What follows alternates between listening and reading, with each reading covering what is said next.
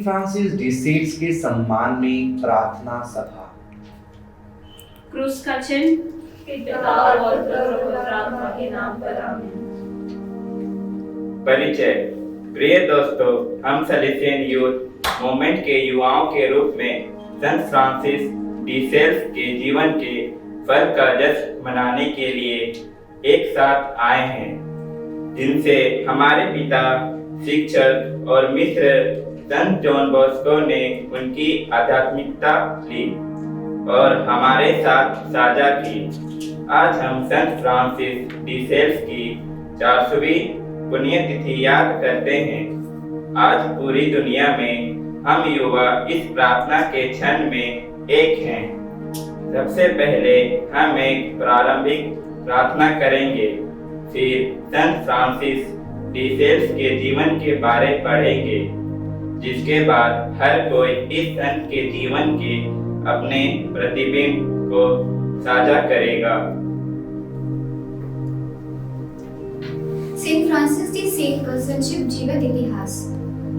Francis de sales का जन्म 21 अगस्त 1567 को फ्रांस के नीचे ऑफ सेवॉय में कैसल ऑफ सेल्स में कोलिन फ्रांसिस नोइसी और फ्रांसिस डी सियोनास के घर में हुआ था। 25 साल की उम्र में उन्होंने पडुआ में डॉक्टरेट की उपाधि प्राप्त की, लेकिन अगले ही साल उन्होंने सीनेटरशिप से इनकार कर दिया और कानून छोड़ दिया और अपने पिता की जोरदार विरोध के बावजूद एक पुरोहित बन गए। अधिक से अधिक लोग धीरे धीरे उनके उपदेश सुनने आए और उनकी अतुलनीय दयालुता और सादगी, उनके धैर्य और सहानुभूति के कारण उनके आकर्षणीय और स्पष्ट तरीकों से परिवर्तित हो गए। 4 साल की कठिनाइयों के दौरान और बार बार अपना जीवन जोखिम में रखते हुए फ्रांसिस 70,000 से अधिक कैल्विन वादियों को परिवर्तित करने में सफल रहे और अंत में सभी चर्चों के कैथोलिक धर्म में ला पाए। पोप क्लेमेंट III इस सफलता और उनके जीवन की पवित्रता से प्रभावित हुए और उन्हें अपने कार्डिनल्स की उपस्थिति में व्यक्तिगत रूप से जांचा। उन्होंने बाहरी पारिशों का भी दौरा किया जो कि उनके पहुंच में नहीं थे। वह जहां भी गए उन्हें प्रचार किया, धार्मिक समुदायों में सुधार किया, युवा और बूढ़े दोनों के लिए सरल भाषा के उपदेशात्मक निर्देश तैयार किए। साथ ही साथ अपने पुरोहितों के लिए वार्षिक धर्म सभा आयोजित किया। उन्होंने विशेष रूप से छोटे, सीधे और बिना अलंकृत उपदेशों के मूल्य को प्रभावित किया। इस कहावत पर आधारित, जितना अधिक आप कहेंगे उतना कम लोग याद करेंगे और अच्छी तरह से बोलने के लिए हमें केवल अच्छी तरह से प्यार करने की आवश्यकता है। साथ ही फ्रांसिस ने बड़े पैमाने पर प्रचार किया। उन्होंने आध्यात्मिक मार्गदर्शन की ऐसी उत्कृष्ट कृतियों के लिए समय भी निकाल पाया, जैसे कि भक्त जीवन, ईश्वर के प्रेम पर ग्रंथ और आध्यात्मिक सम्मेलनों का परिचय, जबकि अंतिम 2 ग्रंथ विजिटेशन धर्म पहलुओं को संबोधित किया गया था, जिसे उन्होंने और सेंट जेन फ्रांसिस डी जेंटल ने 1610 में स्थापित किया था। उनका परिचय विशेष रूप से आम लोगों के लिए लिखा गया था, या आज भी उतना ही स्पष्ट और प्रासंगिक है जितना पहली बार रचा गया था। 28 दिसंबर 1622 को फ्रांसिस की मृत्यु हो गई। जनवरी 1662 को अलेक्जेंडर 7 द्वारा उनको सुशोभित किया गया और 1665 में उसी पोप द्वारा विहित किया गया। 16 नवंबर 1877 को सेंट फ्रांसिस डी सेल्स को पोप पायस 9 द्वारा चर्च का डॉक्टर घोषित किया गया तथा जनवरी 1923 पायस 11 द्वारा सभी लेखकों का संरक्षक घोषित किया गया। सेंट फ्रांसिस डी सेल्स के शब्दों पर ध्यान। सब बातों में सब्र रखें, लेकिन पहले अपने साथ एक इंसान के रूप में अपनी गलतियों को अपने मूल्यों के साथ भ्रमित न करें। आप पूरी तरह से मूल्यवान, रचनात्मक, सार्थक व्यक्ति हैं और कोई भी कलेश उसे कभी नहीं बदल सकते। कल की चिंता ना करें। वो पिता जो आज तुम्हारी परवाह करता है, कल और हर दिन तुम्हारी देखभाल करेगा। या तो वह तुम्हें दुखों से बचाएगा या वह तुम्हें सहने की अटूट शक्ति देगा। तब शांति से रहो और सब चिंतित विचारों और कल्पनाओं को दूर रखो और नित्य कहो, यहोवा मेरा बल और मेरी ढाल है। मेरे दिल ने उस पर भरोसा किया है और मुझे मदद मिली है। वह न केवल मेरे साथ है बल्कि मुझ में है और मैं उसमें। सब कुछ शांति और शांति से करें। जितना हो सके उतना करें, जितना आप कर सकते हैं। बिना किसी अपवाद के सभी चीजों में ईश्वर को देखने का प्रयास करें और खुशी खुशी उसकी इच्छा के लिए सहमति दें। परमेश्वर के लिए सब कुछ करो। अपने आप को उनके वचन के और कर्म में एकजुट करो। परमेश्वर ने क्रूस के साथ बहुत सरलता से चलो और अपने साथ शांति में रहो। अपनी खामियों से परेशान ना हो, यह एक बड़ी गलती है क्योंकि यह हमें कहीं नहीं ले जाती है। क्रोधित होने के लिए आप क्रोधित हैं, आप परेशान होने पर आप परेशान हैं, निराश होने पर आप निराश है क्योंकि आप निराश हैं। तो अपने आप को मूर्ख मत बनाओ। बस ईश्वर की प्रेम की शक्ति के सामने समर्पण करते, जो हमेशा हमारी कमजोरी से बड़ी होती है।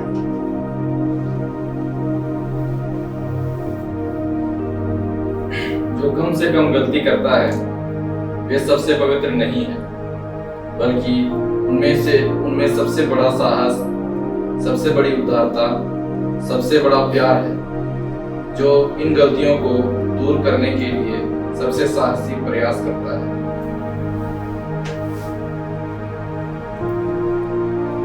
अपनी इच्छाओं को किसी और के बगीचे में मत बो। जितना हो सके अपनी खुद की खेती करें। आप जो है उससे अलग होने की लालसा नहीं रखते, बल्कि पूरी तरह से वही होने की इच्छा रखते हैं जो आप हैं।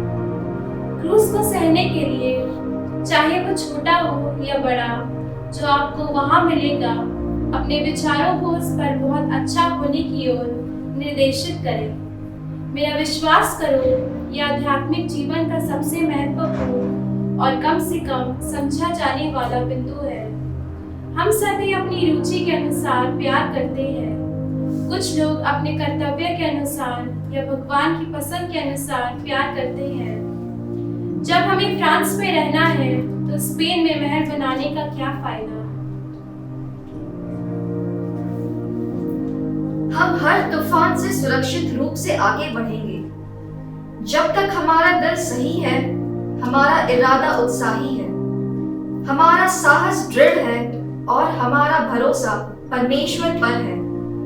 अगर कभी कभी हम आंधी से कुछ स्तब्ध रह जाते हैं तो कभी भी डरे नहीं। आइए सांस लें और नए सिरे से चलें। सेंट फ्रांसिस डी सेल्स के विषय में दिल्ली प्रोविंस के युवाओं द्वारा उनका अनुभव अभी साझा किया जाएगा। सभी को जय यीशु। मेरा नाम रोशन एक्का है। मैं डॉन बॉस्को क्वारमुंडा पेरिस उड़ीसा से हूँ। मैं आज सेंट फ्रांसिस डी सेल्स के विषय में कुछ बताना चाहता हूँ। मैं उनका जीवन से काफ़ी इंस्पायर्ड हुआ हूँ। उनमें से 2 पॉइंट आप लोगों को कहना चाहता हूँ। पहला बात ये है, वो कहते हैं कल की चिंता ना करो। ये मुझे काफ़ी अच्छा लगा, क्योंकि कई बार हम लोग कल की चिंता की ओर बहुत ध्यान देते हैं और ऐसे में हमारे दिन बीत जाता है। तो सबसे अच्छी बात और खुशी बात यह है कि सेंट फ्रांसिस कहते हैं जो भी हमारी चिंताएं हैं, कल की चिंता, उसको हम लोग ईश्वर की ओर समर्पित करें, क्योंकि सृष्टिकर्ता वो हैं, वो पहले से ही तय करके हमें भेजे हैं कि हमें क्या करना है क्या नहीं करना है। तो हम लोग ज़्यादा चिंता ना करके ईश्वर की ओर अपनी सारी चिंताओं को समर्पित करना है। और उनका दूसरी बात जो मुझे काफ़ी अच्छा लगा, वो कहते हैं अपने खामियों पर परेशान ना हो। हालांकि हम लोग यूथ लोग हैं, हमेशा अपने अंदर जो भी खामियां रहते हैं उससे परेशान होते हैं और दिन भर यही सोचते हैं कि ये खामियां अपने अंदर है जो कि हम लोग दूसरे से अच्छा नहीं बन पा रहे हैं, और इसी चिंता में हम लोग दिन भर डूबे रहते हैं और कुछ कर नहीं पाते हैं। तो इसमें भी संत फ्रांसिस कहते हैं कि अपना जो भी खामियां है उसको दूर करने का हल निकालना है और ईश्वर को समर्पित करना है, ना कि उसमें डूबे रहना है। अगर हम लोग डूबे रहेंगे तो ऐसे ही दिन रात ढलते जाएगी और हम लोग कुछ कर नहीं पाएंगे। तो ये दो बात मुझे काफ़ी अच्छा लगा, तो मैं आप सबों के बीच में शेयर किया।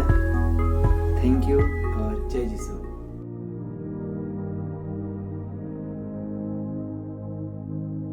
Hi everyone, this is Isha Rajan from Saints Peter and Paul Parish, New Delhi, and I am here today to share my thoughts on how Saint Francis de Sales is an inspiration, not just as a saint but also as a common person who has worked extraordinarily for some great causes, and that too in some very vulnerable situations.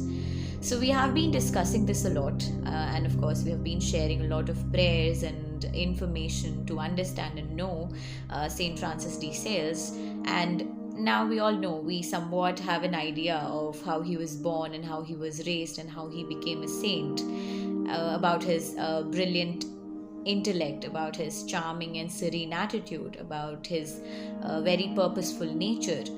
But one characteristic which has influenced me as a person, or I should say which influences a lot of people, which has influenced a lot of people, especially of my generation or this generation, is that he was someone who was consumed with God's love. And isn't that the state we all desire? The state of being consumed, completely consumed with God's love. Now this also reminds me of an anecdote which a father once shared during his homily. I was a little kid, and I remember him telling us that Saint Francis de Sales was appointed a bishop at a time of chaos, and it was a time of a lot of problems and complexities. There were a lot of religious divisions going on. So during all these chaos and problems, he had an approach which was really gentle, which was empathetic and full of compassion. And he dealt with all these problems with an Everest of patience. And his approach was really gentle, and probably this is also one of the reasons behind him being very much popularly known as the gentleman saint.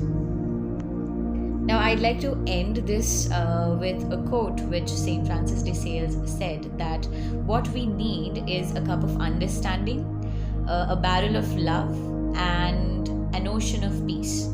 So I genuinely hope, wish and pray that we all experience this spirit of optimism, hope, freedom and confidence in God's love, for which Saint Francis de Sales is very popularly known, and may all of us be filled with this spirit, and may we all find peace and love. Thank you. सबों को जय यीशु। मेरा नाम है नीलेश मुंडलकड़ा, मैं Bariatu Paris से हूँ और मैं यहाँ का यूथ प्रेसिडेंट हूँ। तो सबसे पहले मैं हमारे सन फ्रांसिस डी साल के बारे में बहुत ही महत्वपूर्ण और बहुत ही अच्छी चीज़ें जो मैंने सीखा और अपनी ज़िंदगी में मैं जिसे लागू करना चाहता हूँ, उन सब चीज़ों को मैं अभी बोलना चाहूँगा। तो मैंने सन फ्रांसिस डी साल की ज़िंदगी को 3 हिस्सों में बांटा है। पहला है उनका चाइल्डहुड, जो कि हो जाए उनका बचपन, दूसरा है उनका टीनेजर वाली ज़िंदगी जब वो जवान थे, और तीसरा जब उनका बुढ़ापा। तो सबसे पहले हम चलते हैं उनके बचपन वाले टाइम। वो बचपन में बहुत इंटेलिजेंट और बहुत ही पोलाइट थे, और वो बहुत ज़्यादा फोकस थे।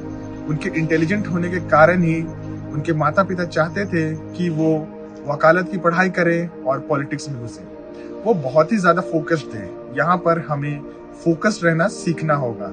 सबसे पहले उनके जो बचपन से हमें जो सीख मिलती है वो है फोकस्ड, क्योंकि वो बचपन में बहुत ज़्यादा फोकस्ड थे। वो प्रभु यीशु से प्रार्थना करते रहते थे और अपना गोल सेट कर चुके थे कि मुझे क्या बनना है। बचपन में हम कभी एक दिन बोलते इंजीनियर, तो कभी दूसरे दिन डॉक्टर, तो कभी पायलट, बट वो अपनी जिंदगी में बहुत ज्यादा फोकस्ड थे। वो चाहते थे कि वो प्रभु यीशु के कदमों चिन्हों पर चलें और उनके वचनों का प्रसार करें। यहाँ पर हमें फोकस सीखने को मिलती है। तो चलिए चलते हैं हम उनके सेकंड हिस्से में, मतलब वो है उनके टीनेज वाली लाइफ में। यहाँ पर हमें बहुत सारी चीजें सीखने को मिलती है। वहां पर एक मैं यहाँ इंसिडेंट बताना चाहूंगा जब जो हुआ था हमारे सेंट फ्रांसिस डी साइल से के जीवन में। तो एक बार हुआ क्या, वो हॉर्स राइडिंग पे गए थे, अपने पिताजी के साथ हॉर्स राइडिंग सीख रहे थे। इसी दौरान वो 3 बार गिरे और तीनों बार गिरने के दौरान उनके पास जो स्वॉर्ड थी और स्वॉर्ड को रखने वाली जो कवर थी वो इस प्रकार जमीन में गिरी और गड़ गई जैसे कि वो क्रॉस हो। तो इसे सेंट फ्रांसिस ने एक साइन समझा और इस साइन को समझते हुए मैं इससे ये सीख रहा हूँ कि हम युवाओं को भी एक साइन लेके चलना है जिसे हम फॉलो कर सके, उस साइन को हम समझ सके और अपने जीवन में जो भी गोल सेट किए हैं उस तक पहुंच सके। ये साइन हमारे यूथ गण के लिए भी बहुत जरूरी है क्योंकि इसे हम फॉलो करते हुए भटकते नहीं है, हमें भटकने नहीं देता है। सेंट फ्रांसिस के जीवन में हमें और भी चीज टीनेजर में सीखने को मिलती है, वो है चैलेंजिंग स्पिरिट। वो बहुत ज्यादा चैलेंजिंग थे। हुआ ये कि वो जब प्रीस्ट बने तो एक जगह था जिसका नाम था शेवरले। वहां पर क्रिश्चियनिटी को दबा दिया जा रहा था, वहां पर उनसे बदसलूकी किया जा रहा था और क्रिश्चियनिटी ठीक से फैल नहीं पा रही थी। इस कारण वहां के जो बिशप थे वो बहुत ज्यादा चिंतित थे। तो सेंट फ्रांसिस ने इस चैलेंज को एक्सेप्ट किया और खुद वहां गए और वहां पर प्रचार प्रसार करने लगे प्रभु यीशु के वचनों को। वो वहां पर गए और वहां जाने के क्रमवश उनमें और एक चीज जो हमें सीखने को मिलती है वो है उनका निडरता और वो है उनका साहस। उनमें बहुत सारा साहस था और बहुत निडर थे। ये चीज हम सीख सकते हैं। पर्सनली मैं तो ये चीज सीखूंगा ही और इसे अपने जीवन में लागू करने की कोशिश करूंगा। स्टार्टिंग में जब वो वहां गए तो वहां ओनली 20 परिवार थे, बट जब सबको इनवाइट किया गया और सेंट फ्रांसिस डी साइल्स ने जब सबको बुलाया तो ओनली एक ही परिवार आया। अंत में उन्होंने ढेर सारी तरीके आजमाए कि सब परिवार आए, सब जुड़े और इससे हमें और एक चीज सीखने को मिलती है वहां और वो है क्रिएटिविटी। क्रिएटिविटी एक बहुत ही जरूरी चीज है हम युवाओं के लिए भी, स्पेशली मेरे लिए भी। मैं तो क्रिएटिव बनना चाहूंगा, उनसे ये सीख लेना चाहूंगा। तो जब सेंट फ्रांसिस डी साइल वहां गए, जब वहां एक ही परिवार था और जब वहां ढेर सारी मेहनत किया, तब जाते जाते उन्होंने वहां पर कुल 40,000 लोगों को क्रिश्चियनिटी बता चुके थे, सिखा चुके थे और उनको फॉलो करवाया। और इस कारणवश उन्हें वहां पर एक नाम भी दिया गया वहां के लोगों के द्वारा और वो था अपोस्टल ऑफ शेवरले। तो इन सब चीजें हमें उनके यूथ में सीखने को मिले जो कि मुझे पर्सनली बहुत अच्छी लगी। तो चलिए हम चलते हैं थर्ड पार्ट में जो कि है उनका बुढ़ापा। बुढ़ापा में वे बहुत ज्यादा मेहनती थे। मेहनती मतलब इसलिए कहना चाहूँ क्योंकि वो बूढ़े हो चुके थे, उनको ढेर सारी बीमारियां आ रही थी, उनको दर्द रहता था।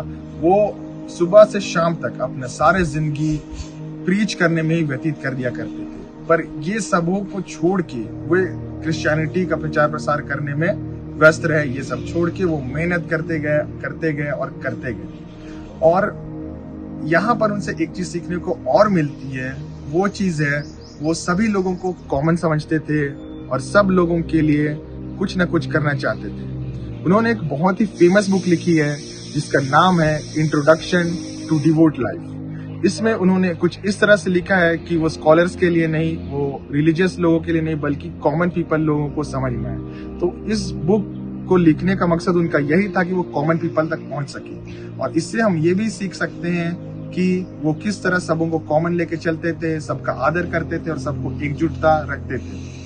वो अपने अंतिम समय में जब मर रहे थे, अपने मृत्यु में थे, तब वो प्रभु यीशु का नाम लेते हुए मरे। तो यहाँ पर लास्ट पार्ट में हम उनसे सीख सकते हैं कैसे मेहनती रहना है, मेहनत करना है, अपने जीवन को किस तरह से प्रभु यीशु को समर्पित करना है और लास्ट तक हमें प्रभु यीशु को शरण में रहना है। तो ऑल ओवर अगर समराइज किया जाए तो उनसे ढेर सारी चीजें सीखने को मिलती है बचपन से बुढ़ापे तक। पहला है उनका फोकस्ड रहना, दूसरा है उनका चैलेंजिंग नेचर, उनका निडरतापन और बहुत ही साहस और एक साइन जो हमें हमेशा लेके चलना है। और तीसरे पार्ट में हमें सीखने को मिलती है वो मेहनती और प्रभु में लीन रहना। ये सारी चीजें मैं अपने जीवन में लाना चाहूँगा और यही सारी चीज़ें मैं सेंट फ्रांसिस डी सेल से सीखा हूँ। और इसी के साथ मैं आप सबों का धन्यवाद कहना चाहूँगा। Bye bye, have a good day. जय यीशु। मेरा नाम रीमा है और मैं Saint Peter and Paul parish से हूँ from Delhi province. Have patience with all things, but first of all with yourself is a famous quote saying by Saint Francis de Sales, which encourages everyone and very especially to the people like us youth to do not lose courage in considering our own imperfections, but instantly set our about to begin our day with new tasks every day. It teaches us that we should never confuse our mistakes with the values as we are human beings. We are always precious and king or queen in the eyes of our Almighty Jesus Christ. Thank you. Jai Shri everyone, I am Sanjeev Khalko from Don Bosco, Kuarmundra, Odisha. I would like to share a few encouraging verses which I received from St. Francis de Sales. So St. Francis de Sales tells us that we should never be in a hurry. We should do everything in a perfect quiet and calmness of our spirit. So we should never lose our heart or our calmness because of the situations and things around us. We should always have patience and we should never lose hope by seeing other people succeed. We all have our own timelines to succeed. Some people succeed at 20, some at 30, some at 40. But they definitely do. So we all have timeline. We also will do our wonderful part and be successful in the time which God has set in our life. Same way, we should only remember that we need to work hard, and definitely God will make us successful one day. That's we should always remember. Also, St. Francis de Sales tells us that we should never try to be something different from what God has made us. We should always try harder to enhance the gifts which God has given us in our life, like the spiritual gifts and the other gifts which we have received. Let's spread joy and love using those gifts to others in this life and try to enhance those more wonderfully in our life. And also we should never fear about tomorrow. We should never worry about tomorrow, but we should always do the things which we have in our plate today, which God has given us today in our plate. Let's do those things in a wonderful way and spread the love of Jesus to others. Also, we learn from Saint Francis de Sales that if we want to be a wonderful speaker or a well speaker, then the first thing we need to do is to try to learn to love first. So when we are trying to love others in a perfect way, then definitely the things which you are saying that will be received in loving way with the others. Same way, there's a secret behind the proper and impactful and eloquent speeches we can deliver to others. And if we are saying proper words to others, then definitely they will get encouraged by our wonderful words. So that's why we should always learn to love first. That's what we are getting here. Also, we learned from the life of St. Francis de Sales that when St. Francis de Sales was in his parish, then he was reaching to the people who were staying outside the reach of his parish. To those people also, St. Francis de Sales was going to them by his own means, and he was helping them by giving some encouraging words, the good news of the Lord Jesus Christ to them. In the same manner, in our day-to-day life as well, we should go out of our comfort zones. When we are in our comfort zones, then definitely we are not that much productive. So we should come out of our comfort zones to love and serve other people. Whatever we have been gifted from our loving God, let's spread and share those things with others. In this way only we can spread the joy which Jesus has given us to other people in life. Let's do that. Have a wonderful day. सभी को जय यीशु। मैं Milton Tirkey Kuarmunda Don Bosco parish से आज मैं आप सभी को बताना चाहता हूं कि सेंट फ्रांसिस डी सेल से मुझे क्या प्रेरणा मिला। सेंट फ्रांसिस डी सेल वो एक बहुत भले इंसान थे, बहुत अच्छे इंसान थे। उनसे मुझे ये प्रेरणा मिला कि वो कभी भी किसी के ऊपर गुस्सा नहीं करते थे। उनसे मुझे ये सीखने को मिला कि हम लोग किसी का ऊपर गुस्सा करके कुछ फायदा है नहीं। हम लोग प्रेम से भी हम लोग बात कर सकते हैं। और उनसे बहुत कुछ मुझे प्रेरणा मिला, जैसे किसी को भी सभी को अपने भाई बहन की तरह देखने के लिए, सभी को बड़े को बड़ा देखने के लिए, छोटे को छोटा देखने के लिए, सभी को आदर करना चाहिए, किसी की बात को नहीं टालना चाहिए। मुझे ये सब प्रेरणा मिला।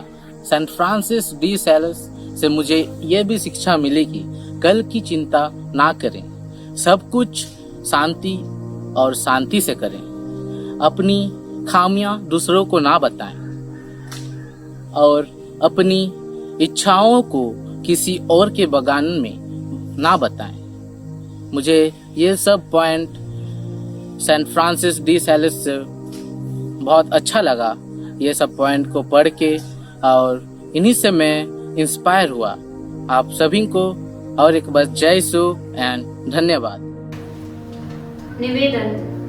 परमेश्वर ने अपने चर्च का मार्गदर्शन करने के लिए ज्ञान के स्वामी, समझदार और विवेकपूर्ण व्यक्तियों को उठाया है। बिशप फ्रांसिस डी सेल्स की शिक्षाओं को खुशी से स्वीकार करते हुए हम अपने पिता परमेश्वर से प्रार्थना करते हैं। प्रभु अपने चर्च के पुरोहितों को अपने दिल के अनुसार आत्मा के प्रति विनम्र बनाए। इसके लिए हम प्रभु से प्रार्थना करें। हे पिता, मोक्ष के मार्ग पर हमारा मार्गदर्शन कर। विभिन्न ईसाई संप्रदायों के सदस्य साहस पूर्वक सुलह के तरीकों की तलाश करें ताकि पूरे मानव परिवार में एकता का निर्माण हो। इसके लिए हम प्रभु से प्रार्थना करें। हे पिता, मोक्ष के मार्ग पर हमारा मार्गदर्शन कर। कि मसीह में विश्वासी प्रतिदिन अपने पुनरुत्थान में अपने विश्वास को जिए ताकि दुनिया भर में सुसमाचार के ज्ञान का प्रसार हो। इसके लिए हम प्रभु से प्रार्थना करें। हे पिता, मोक्ष के मार्ग पर हमारा मार्गदर्शन कर। गरीब और जरूरतमंद युवाओं की सेवा में सेलेशियन परिवार सेंट फ्रांसिस डी सेल्स की शिक्षाओं को जी सके, इसके लिए हम प्रभु से प्रार्थना करें। हे पिता, मोक्ष के मार्ग पर हमारा मार्गदर्शन कर। यहाँ उपस्थित हम सभी के लिए कि पवित्र आत्मा के उपहार से प्रेरित होकर हम सभी चीज़ों से ऊपर परमेश्वर से और अपने पड़ोसी से अपने समान प्रेम करना सीख सके, इसके लिए हम प्रभु से प्रार्थना करें। हे पिता, मोक्ष के मार्ग पर हमारा मार्गदर्शन कर। अंतिम प्रार्थना। हे परमेश्वर, मैं आज का दिन आपको समर्पित करता हूँ। मैं आज का दिन आपको समर्पित करता हूँ। मैं आपको अब वह सब कुछ प्रदान करता हूँ जो मैं करूँगा। मैं आपके प्रेम के लिए सारी मुश्किलें जो मुझे मिलेंगी स्वीकार करने का वादा करता हूँ। मैंने जो वादा किया है उसे पूरा करने में मेरी मदद करें। आमीन।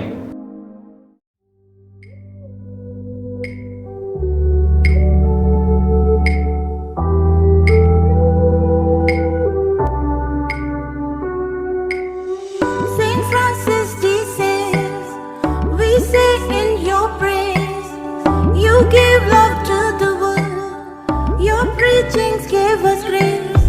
You saw around the world to make it a better place. Gentleness, cheerfulness, you taught us forgiveness. We love you, our dear Saint Francis de Sales. We love you, our dear Saint Francis de Sales. Happy feast to all of you. Happy feast to all. Happy feast to all.